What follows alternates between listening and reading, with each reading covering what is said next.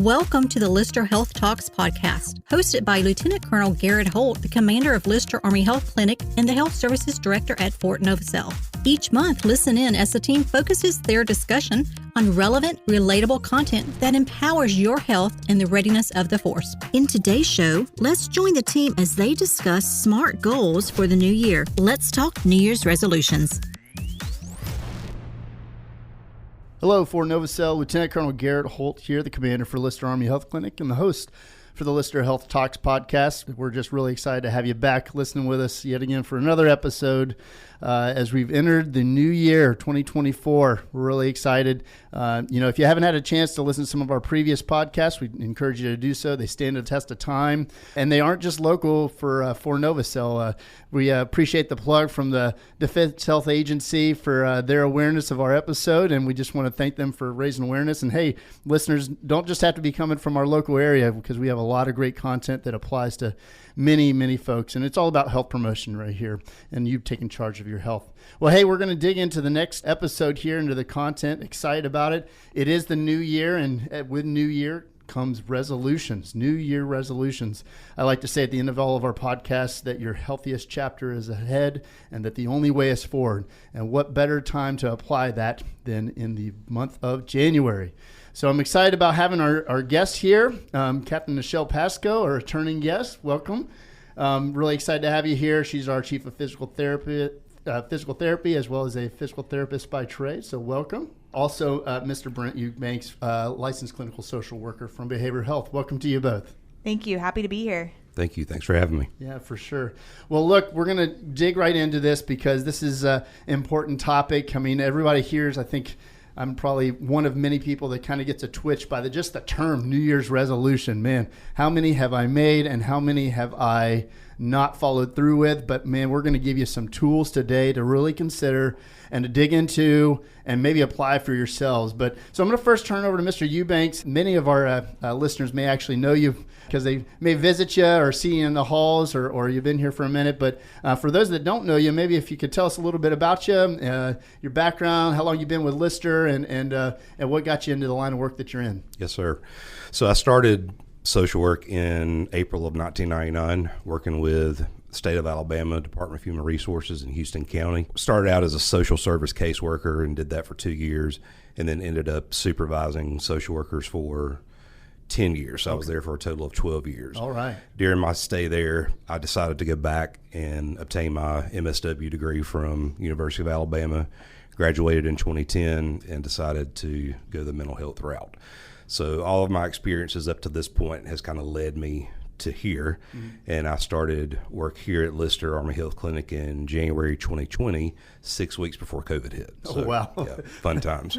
It's a fun way to introduce yourself into military healthcare. Absolutely. Well, we're happy for it. You got an awesome reputation, not just inside our clinic, but across the community. I can feel I can say that with great certainty now being here for a year and a half myself. Thank you. You've got a great reputation. Well, coming from your line of work, what does that look like? What advice do you have for our listeners as we enter into 2024? So some advice I have for our listeners is 3 points. Number one, the importance of self-care. We cannot pour water from an empty cup. So if we're not taking care of ourselves, how in the world are we going to take care of others? So that's the first thing, importance of self-care. Number two, having an accountability partner. Mm-hmm. We always need someone to, hold ourselves accountable to what we are setting out to do. And number three, setting achievable goals, the SMART goals. Oh, that's great. No, those are 3 great things. Man, self-care, we hear that term all the time, right? I mean, or at least nowadays we do, not maybe not in our earlier days in our professions, but super critical. And I think for healthcare workers in particular, and really anybody that lived through the era of the pandemic, which is really all of our listeners, understanding that in a new degree and learning what that means. What's some things that you've seen that have been helpful either personally or in your line of work as you've advised folks on self-care? So a number of things, getting proper rest, obviously trying to, incorporate some kind of exercise regimen, into your daily habits, proper diet, all those things that are, somewhat make us health conscious. being able to take time off, that's the most important thing. I mean, everyone needs, a break from time to time, and it's important to be able to take some time off and decompress. The holidays are very busy, and, we have just ended the holidays. So, there's a time to kind of reset and reintegrate yourself back into work mode. And, I think we have to allow ourselves some grace and some patience in doing that. I've been doing some thought myself and self-reflection in my own time to kind of rest and recharge myself. And one of the things that I've found in just some of the things I've been reading and listening to is, with respect to self-care, when you take those breaks, be purposeful with those breaks. That doesn't necessarily mean create a task list for yourself when you're off of work, but be purposeful for that rest and recovery. Is there truth to that in your experience, or any thoughts on that? Absolutely. There's a statement that's been well known that says, where the mind goes, the body will follow. And your mind is the willfulness that pushes the body to work. Therefore, in order to attain a healthy body, you have to first ensure your mental and emotional well-being. So, with that being said, I think we have to constantly self-assess where we are in terms of our, level of motivation. And if we find ourselves getting, unmotivated, as the new year progresses, we have to practice what we call behavioral activation. And behavioral activation is just a concept of planning one responsibility that you need to take care of daily and engaging in one enjoyable activity daily. So doing those two things daily somewhat helps your motivation stay intact. Behavioral activation. I'm going to have to look into that more. That's a good one. Yes, sir. That's a good term. That's fantastic. When I hear plan, right, sometimes I think, for me at least, sometimes it's a little lip service within my own self. And I found, even as a lieutenant colonel in the United States Army, when I'm planning something, write it on a piece of paper or something. And to your point on accountability, tell somebody else, so they maybe not asking, hey, how's it going, but that you're actually forward leaning and pragmatically telling them, hey, I've been doing really good on whatever it is, fitness or discipline, whatever discipline oriented thing. I think that's great. So behavioral activation, and then those reasonable goals. I love that idea. Goals are important. And I heard an interesting quote that, everybody can be motivated to do something, but not everyone's disciplined to do it. And I think having that goal, reasonable goal, right? I'm not going to lose, 80 pounds in the first month. No. Or I'm not going to, graduate with my master's in 6 months necessarily, right, with what I need to do, but making it lined up with what you have. So, well, I think it goes back to also managing expectations, from ourselves and others. Kind of makes a difference in terms of, what we're looking at to achieve in the future. And is this realistic? Is this something that I can, realistically do? Yeah, that's good. Well, speaking of being able to realistically do things like lose weight and get fit, I can't think of a better person to help us get there than Captain Pascoe. Again, great having you back on the show. But hey, what's some thoughts you have for our listeners on New Year's resolutions from that perspective? I think, like Mr. Eubanks said, just keeping in mind that SMART goals are the best way to set yourself up for realistic expectations. So one thing I thought would be just cool to let you all know about is that the American College of Sports Medicine puts out updated guidelines every year based on what is recommended to keep healthy, which means really how do we avoid disease, how do we avoid lost duty days, things like that. So for anyone between the ages of 18 to 65, it's recommended that you perform at least 30 minutes of moderate intensity aerobic exercise 5 times a week. So that's basically about 150 minutes overall every week. Moderate intensity does not mean going out, you're not running a half marathon every single day. Moderate intensity is things like walking, going on a hike, a nice bike ride. And what I like about this is it's really easy to incorporate kids. And that's exactly what these recommendations do align with.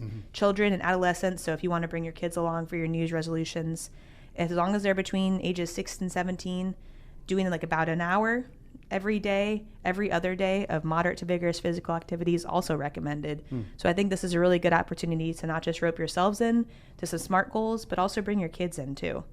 And not only that, but they do recommend not just doing some aerobic activity, but they recommend doing some resistance exercise too. So yes, the gym will be quite full in the new year, but we know that I think it's for a very good reason. Right. No, I think that is excellent.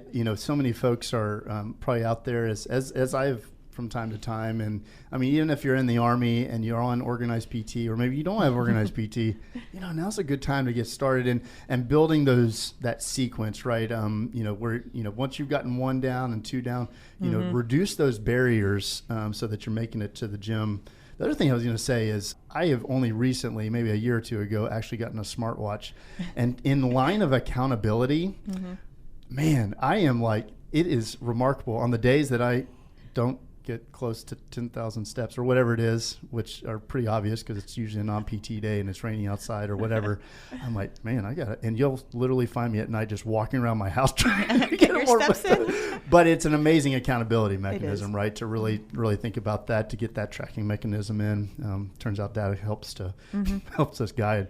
But yeah, no, that's great. What about any thoughts on tactics that you've used or you've advised folks to kind of stick with it? I don't know. I know it's just kind of do it, right? That's the end of the day. Just do it. There's no secret, but I don't know. What do you think? I think there's definitely some easy things that could be done. I think starting from the lowest and easiest goal possible, try to achieve that for about 2 weeks. We know that's what makes a good habit. 2 weeks, try to do that every day. So oftentimes what I tell people is put your workout clothes or your tennis shoes, either if you like to work out in the morning, put it within arm's reach. The first place you like to go in the morning, whether it's, you go let your dog out, you go to the bathroom, put it within easy reach. So it's something that helps you get excited about going to the gym or going on a walk, things like that. I think for our listeners, I had we were at a PT session and a general officer at one point in time. He, did the typical, jump into our formation. Nobody knew who he was because he's in uniform. I mean, we knew because we knew, but most people did not. Anyways, but he finished the PT session, and we gave him a few moments to speak, and he's like, "Hey, I noticed that some of y'all weren't. I could tell you weren't in the game." And the message that he had for us was, "You need to take some dignity in yourself. You owe it to you, and for those who have families, you owe it to your family and your friends. And man, it is just." You're going to realize at one point, you're like, man, I coulda, woulda, shoulda, but why not now? Just take some dignity in yourself. It changes your perspective. Yeah. Absolutely. Yeah, for sure. Absolutely. Well, it's easy to talk about on a podcast, harder to do. So definitely challenging everyone here to invest in that space, invest in the new year, a new you, as some would like to say. And I really appreciate both of your time, dedicating a little time on as we're entering this new year to kind of advise. We have a lot of expertise inside of Lyster to help structure your health goals and health promotion goals. And before I take it back around the room for any final thoughts that we may have not touched on already, want to encourage our listeners to, like and follow our Facebook page. This podcast is found on a variety of forums, including Spotify, Apple, and I think even Pandora now. So if that's where you get your podcast, definitely dig into that. Hey, go back and listen to some of our other episodes. Again, they stand the test of time. Capt. Pascoe was given some plugs and some hints in there from one of our previous episodes on H2F. I think it was episode 6. Definitely want to encourage listeners to go back to that. It turns out a lot of these themes are very common and don't need to be just considered at the new year. In fact, all throughout the year, and you'll be happier for it. So, hey, I want to pass it back through the room for any final thoughts. Mr. Eubanks, over to you. So just a quick comment in regards to New Year's resolutions. Some information that I found online indicated that the top 3 New Year's resolutions for 2024, number 1 being improve fitness, number 2, improve finances, and number 3, improve mental health. However, there was also some reports in regards to follow through, and it named that 80% of people lose their resolve and motivation by mid-February. So hopefully we will not be in that category. We will be more motivated, more in line of achieving the goals that we've set out, have an accountability partner, and just maintaining a positive attitude from January 1st all the way through December 31st, 2024. Well, that's great, Mr. Eubanks. I got to tell you, I loved how you kind of summarized it. It can be a lot of doom and gloom, but the reality is, you have the keys to the controls. In fact, I have a mentor who is a commander of one of our larger facilities in the Department of Defense who would challenge me every day, and despite of overwhelming odds, to be positive. You owe it to yourself. Be positive. Absolutely. And I know it sounds cliche, but it really is important. Well, thanks for that. Capt. Pascoe, how about you? Yes, so just wanted to put a plug in for some awesome news coming out starting January 17th. Lyster is resuming our free in-person restorative yoga classes. So 3 days a week, Mondays, Wednesdays, and Thursdays from 11:45 to 12:45.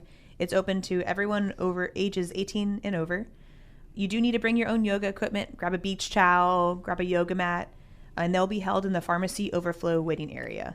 So I'm really excited for that. Just gives us all a way to be able to engage in some good yoga. And for those who don't know, restorative yoga is specifically some slow-paced, long holds, nice stretching, deep breathing techniques. Wonderful if you want to have an accountable way to hold yourself to some of your SMART goals for the new year. Oh, that is awesome. Man, that's so fun to listen. We're restoring yet another one in restorative yoga. You may have mentioned it, but am I signing up for it? Do I have to sign up? Do I just show up with my yoga mat and equipment? You just show up with your yoga mat and equipment. That's awesome. Man, fantastic. In the pharmacy overflow area. Yes, sir. So if you're walking down our halls, effectively just past the pharmacy on the left, right in there. So we're excited about that. Well, thank you so much. Well, I want to thank both of our guests for joining us today. This is another exciting day, and we got to spend a little time digging into New Year's resolutions. Hey, we want to challenge you. Now's the time as you're kind of finishing, getting out of your car. Maybe you're about to walk into work right now. Go in, sit down, open your little book, and write exactly what your goal is. Do it today, and let's figure out what our goals are together. And if you need any help with that in your health goals, to include mental health and behavioral health and H2F and you name it, feel free to reach out to us. We're happy to help you guide in that. If you're a leader on post and you're interested in a class that we could possibly give, don't hesitate to reach out. We're happy to support you in that way. This is indeed the next chapter. It is, and make it your next healthiest chapter. And remember that the only way is forward. The Lyster Health Talks podcast is produced by the Lyster Army Health Clinic's Public Affairs Office at Fort Novosel. Join us in February as the team discusses strategies to maintain a heart-healthy lifestyle. Stay healthy, Fort Novosel.